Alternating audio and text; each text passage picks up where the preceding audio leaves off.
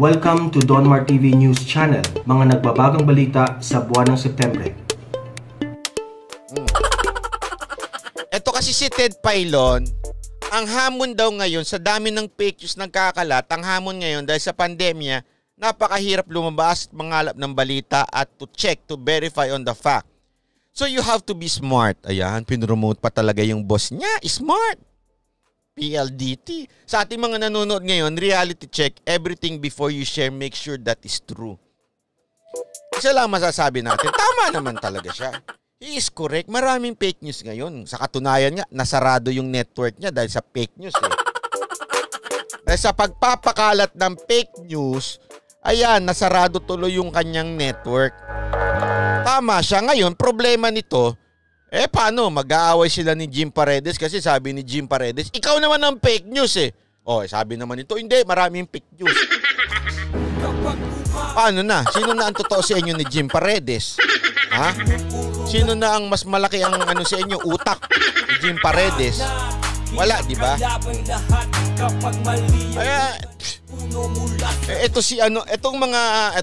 Pag nanood ka ng ABS, sino bang nanonood pa sa inyo ng ABS-CBN News? Ibang-iba talaga ang ABS-CBN News at saka kahit papaano GMA. Gam-gam, salamat. Alam niyo yung ABS-CBN, talagang parang gumagawa sila ng chismis. Kahit nandun pa siya noon. Yung patanong na, alam mo yun, chismis, nangiintriga, ganun. Obvious na obvious. Tapos ikaw pa magsasalita ng ganyan, lakas ng loob mo magsalitang maraming fake news. Babantayan ka namin. Sabi ko sa'yo, babantayan kita. Certed, ha?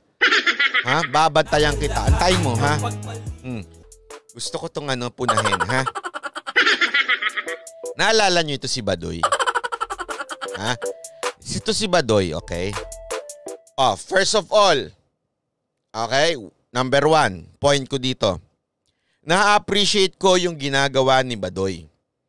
Etong si Badoy, ang namuno ng hukbalahap nung panahon na pinagre-resign nila si Mocha. Silang dalawa nung Harold Clavite na siyang demanda dahil sa basta tungkol sa pera yun. Na demanda yan dahil basta may problema sa pera. O yan, ewan ko kung nakulong na, basta na-demanda yan. Nakarma na yan si Harold Clavite. Ito pang isang namumuno na itong si Yusek Badoy, nung panahon ni Mocha, insecure to kay Mocha. Si Mocha kasi nauna sa kanyang pumasok sa PCO. Galing sa DSWD yan Tapos, sumabit-sabit, di ba? Sumabit-sabit yan doon kaya nilipat yan sa PCO. Ewan ko kung anong kinasabitan niya. Basta alam ko, merong naging problema. Hindi ko alam kung walang hindi siyang ginawang masama pero para nagka-issue sila, nilipat siya sa PCO. Okay? Nung nilipat na siya sa PCO, tiningnan niya lahat. Bakit si Mocha hindi dumadaan sa Yusek? Diretso siya kay Secretary Martin at saka kay Secretary Bongo. Nagre-report. Si Lola mo medyo hindi pwede yon. Mas mataas kaming mga Yusek. Kailangan dumaan siya sa akin. Sa gawa siya ng grab dyan. Hindi pwede. Dapat dadaan siya. New media. Since ako ang Yusek na new media, social media asset dapat dadaan sa akin. Sabi ni Mocha. Ito, kwentuhan natin to. Anyway, wala naman na siya dyan Sabi ni Mocha, lapit siya kay Secretary Bongo. Sek, alam ko maraming medyo iba dito sa PCO. Pag ako iilalim sa iba at hindi ako magre-report sa inyo ng diretso, padadaanin pa sa kanila, magre-resign na lang ako. Bakit? Siyempre, kasi paano nyo malalaman yung totoo? Paano nyo kung dadaan-daan pa sa iba? Alam naman natin pag may mga dumadaan-daan yan, power trip di ba? So, nag-usap-usap, nag-meeting, hindi pumayag. Yung Sec Martin at Sec Bongo, diretso pa rin siya kay Sec Bongo. Galit na galit itong si Yusek Badoy. Yan ang istorya niyan. Galit na galit siya. Kasi bakit ba itong ASEC na ito nakakalapit sa presidente? Kami, hindi kami makalapit. Usek kami, usek. Galit na galit ang lola mo. Sabi ko, ang lupit nito So yon, hanggang unti-unti siyang nagsimula ng intriga. Yan ang chismis. Chichismisan ko kayo. At pagdating no sa budget na, sabi di umano ng aking source dyan sa loob, di ko napapangalanan pero hanggang ngayon nandiyan pa rin ata siya. Sabi sa akin ng source ko, kinausap niya yung Makabayan Black para si Mocha i-block yung budget na PCOO hanggang hindi magre-resign si Mocha. Sabi ko, anak naman ng tutsa. Ang talagang babanat pa sa kanya yung kasamahan niya. Kaya tandaan nyo, di ba? Inipit sa Congress sa Kamara yan eh. Hindi sumisipot si Mocha. Bakit? May assignment siyang iba eh. Bakit ba? Pakialam nyo. Hindi sumisipot si Mocha. Talaga totoo naman, nasa ibang bansa siya. Kasama siya ng presidente. Galit na galit yung Bakit wala dito si Mocha? Gusto namin dito tadtarin namin. Gusto namin banat-banatan dito. Nakikuntsaba doon. Takanta yung mga ibang opisyal ng PCO. Hindi dumarating si Mocha. Hindi nila alam. Totoo ito Hindi nila alam sa Senado lalabas si Mocha. Tapos sinabi niya, kasi ang usapan doon para maipasa na yung budget. Kaya nag-resign si Mocha para maipasa yung budget sa Senado. So kinausap namin yung mga senador. Sir, ako na lang mag-sacrifice na lang ako, magre-resign na lang ako. Tapos ang plano talaga ni Mocha doon is labanan itong mga Makabayan Black na yan. Sa masawing palad hindi pinalad. Tama ba yun? Ngayon, eto na ngayon. Kasi itong trabaho nito tungkol dyan sa mga Makabayan Black na yan, dahil ang dating trabaho ni Mocha din noon. So, syempre, pila-pila ng lola mo.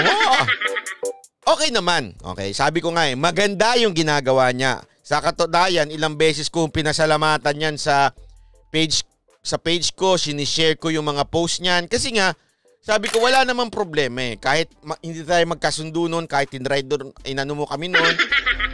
Okay lang, walang problema yan. Kasi para sa bayan. At iisa ang kalaban natin, itong mga hinayupak na Makabayan Black. Natawa lang ako sobra.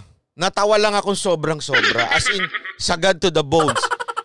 Every time na maglalabas siya ng statement, laging may picture ni lola mo. Doon ako natawa. Noong una, sinend kasi sa akin itong nasa kaliwa. Okay? Itong nasa kaliwa nyo. Okay? Pag pinanonood nyo, nasa kaliwa nyo. Di ba? Yung may Makabayan Black na mga picture. Nung binasa ko, sabi ko, bakit nasa gitna siya? Anong meron? Sabi ko, pagbigyan na nga lang natin. Tinawag niya mga ito na front lang. Okay? Pagbigyan na nga natin. Sige, okay na yan. Aba, nung pinuna siya sa kamera, naglabas na naman siya ng bagong statement. At syempre, hindi mawawala ang kanyang pagmumuka. Abay. Bakit? Baka naman sabihin nyo, masama ba yan? Masama ba yan? Sus, pambira naman kayo. Ganito lang yan, okay? Parang magagandang project. May makikita kayong project. Tapos ang laki-laki nung mukha nung politiko na nandun. Ganyan din yan Meron siyang statement na wala namang una-una ulitin ko. Walang kinaugnayan naman sa kanya yan. Pwede naman niya ilagay yung name doon, pero pinag-uusapan dyan yung mga Makabayan Black. Bakit mo kailangan ilagay at igitna yung picture mo? Sobra namang kaipalan naman yan. Ang sagad sa buto naman yung kaipalan na ganyan. Oy, pare-pareho tayong kalaban yung mga Makabayan Black, pero madam, kaysa sa totoo lang, kayo, tingnan nyo, ano unang reaction ninyo? Una, liliit ng letra, hindi ganyan gumawa ng meme, madam. Kailangan maliliit lang, malalaki para makita ka agad. Tapos yung caption, dun yung details. Kasi ako, makakakita ako ng ganyang meme, hindi ko babasahin. Bakit? Nakakaduling. Ang hina naman ito sa social media, oh. Pati kayong NTFLCAC. Medyo sana yung inatasan nyo may alam sa social media. Hindi nyo ba nakikita? Ulitin ko, NTFLCAC, ha? Tinatawagan ko kayo ng pansin, ha? Kumuha naman kayo ng maayos-ayos sa social media ninyo. Nakikita ninyo yung mga post ng mga makakaliwang grupo? Sila nga magaling maggawa ng meme, eh. As in, simple, pak, 2 word, 3, tapos na. Nandun na yung mensahe, tas yung caption. Tama, ganun dapat. Kasi it's all about communication. Kailangan makuha mo yung atensyon ng tao sa newsfeed. Kasi ganito, paano ho ba magbasa ang tao sa social media? Ganyan ba? Hindi. Ganyan. Diba? Ganyan tayo magbasa eh. Pag hindi malaki yan, hindi titigilan yan nakakadot. Ang hina naman ng social media nitong, sorry pero NTFLCAC. Kumuha naman kayo ng magaling-galing na social media. Sino makakabasa niyan? Sige nga, tanungin ko nga kayo. Babasahin ba yan? Yung binabasa, dapat yung attention kuha kagad sa meme yan. Tapos, yung details sa caption. Okay? Pangatlo, wala yung mukha ni Lorraine. Adoy dyan dapat. Pambihira naman kayo. Ako hindi ako mainggan yung tingnan yan eh. Hindi lang dahil sa hindi ko gusto si Madam Badoy ha. Pabor nga ako sa ginagawa niya. Kaya lang, anong kinaugnayan, Brad? Mamaya, sasampulan ko kayo ha. Sasampulan ko kayo. Okay? Pabida kasi, yun na nga sinasabi ko eh. Pag puro words ang sulat, yung scroll up lang yan. Ewan ko ba, bakit ba minsan meron talagang mahihina sa social media, no? Nakakairita. Alam mo, eto kahit nga ako eh.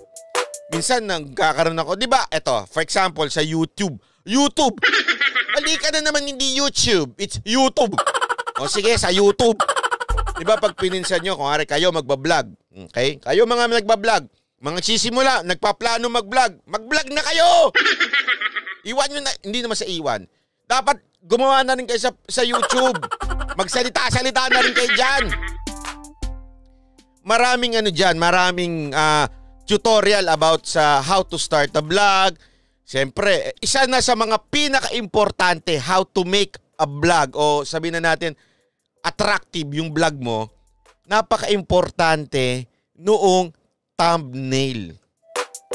Ano ibig sabihin ng thumbnail? Yung unang-unang makikita mo. Pag nakita mo, oy, grabe naman. Tulad yan, pagka ganyan ng thumbnail mo, talagang pag kulay pink, wow! Banat Bay, kung nagustuhan mo po ang color orange, how about this color? Di ba beautiful? Sobrang ganda niyan, di niya di mayuga. Yan ang magandang kulay. May gusto ko pink.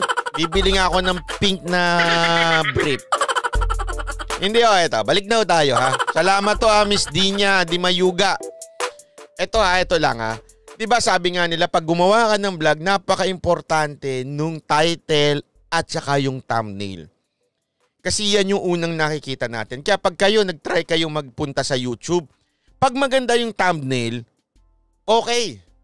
Kiklik mo na kaagad. Yun yung una. So, the same thing yan pagdating mo sa pagpopost sa social media. Gawa kaya ako ng masterclass. Pinagkakitaan. Sa social media, dapat yung unang basa mo, wow! Ganun kaagad. Grabe naman to. Tapos, syempre, pag nakita mo yon, titignan mo ngayon yung caption. Doon mo babasahin, doon ang interest mo. Pero kung ang makikita mo, ganito nakaliliit, tapos ang mas malaki pa yung pagbumukha nung nagsulat, anak naman ng tutsa. Walang interes ang tao sa nagsusulat. Putya naman yan, no? Anong interes ng tao dyan sa nagsusulat na yan? Pambihira naman kayo. Ano ba? Wala na. Kaya tuloy tayo minsan na babatikos dahil sa ganyang klaseng kahinaan ng jutak eh. Pakulay pula po tayo para sayaw si Banat Boy. Sige nga. Since nag-may orange. pasayawin natin si Banat Boy, ha? Nawala na ata si Banat Boy, para nagtampo. Ayan. Banat Boy, pasok!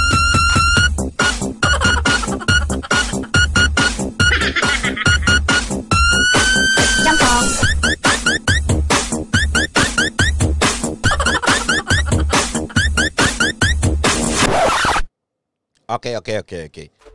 Pero gayon pa man, okay? Gusto ko lamang pong sabihin sa inyo, ha? Gayon pa man, ako ho'y nagpapasalamat pa rin kay Badoy. Kahit nakarma siya, ngayon, dati, di ba, di umano, parang iniipit niya yung si Mocha through the Makabayan Black. Daw, hindi ko sigurado yan. Ayan, nice JB, kayo po nag-inspired sa akin how to make right contents. Thank you. Salamat po sa inyong donasyon. Anyway, ngayon, sa akin lang, thank you din sa ginagawa niya dahil kahit papaano may kumakalaban dito sa mga hinayupak ng Makabayan Black na ito.